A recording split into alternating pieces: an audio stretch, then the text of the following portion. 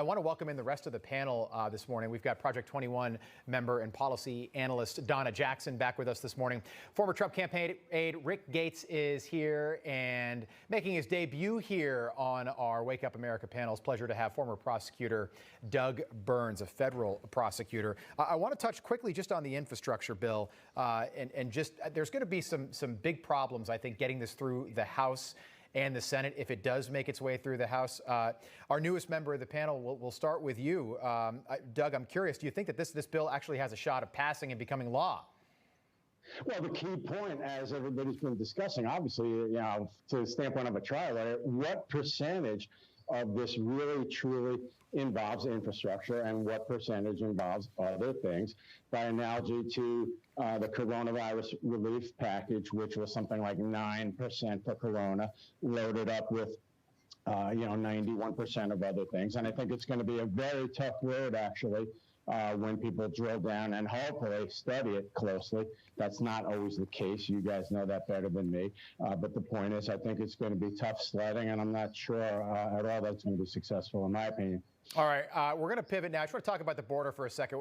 A very interesting report came out yesterday, but again, I want to play you some sound bites from these aren't from 10 years ago, 20 years ago. These are from July 2019. This is our now Vice President and Massachusetts Senator Elizabeth Warren talking about how they would handle the border if they were elected president. Take a listen. We've got a person who has put babies in cages and separated children from their parents. I will release children from cages. I will get rid of the private detention centers. I have seen the mothers. I have seen the cages of babies. We must be a country that every day lives our values.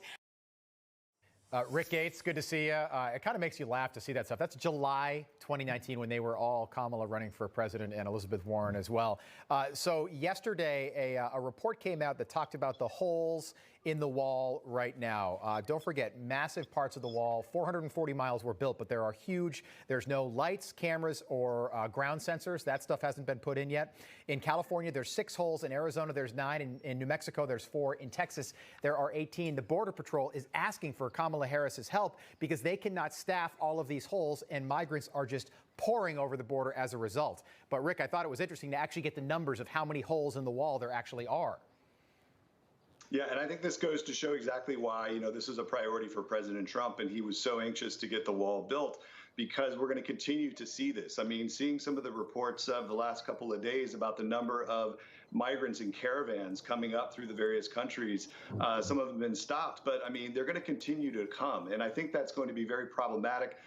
Listening at reports of watching, the Rio Grande River, kind of lowering and people waiting to come over. There's not enough border agents to cover the holes that you're raising right there. And so you're going to continue to see this influx.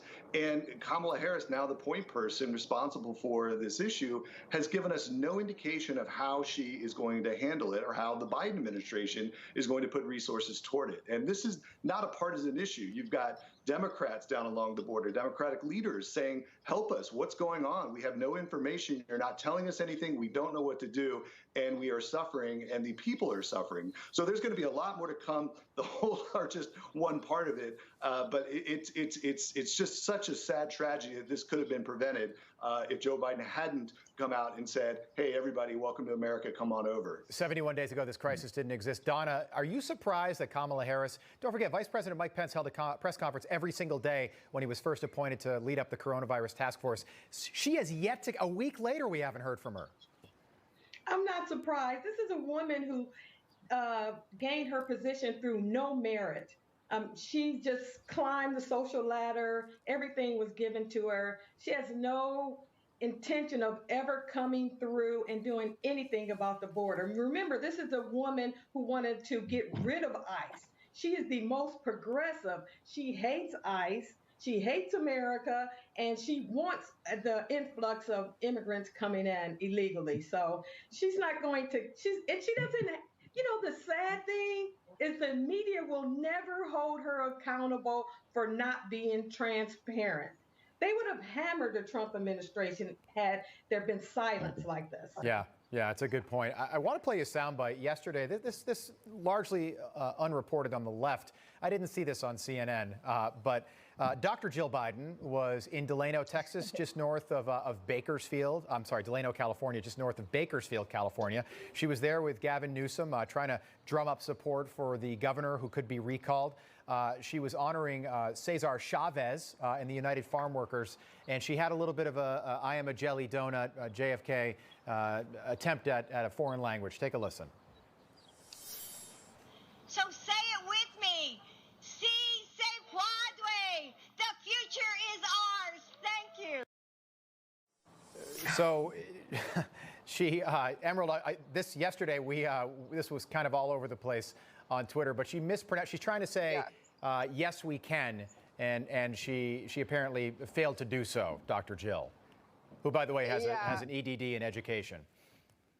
It really was kind of surreal. It looked just like one of those mockumentary TV series like Veep or The Office. And there was a funny translation on one of those. Actually, Steve Cortez, who's a Newsmax contributor. Right.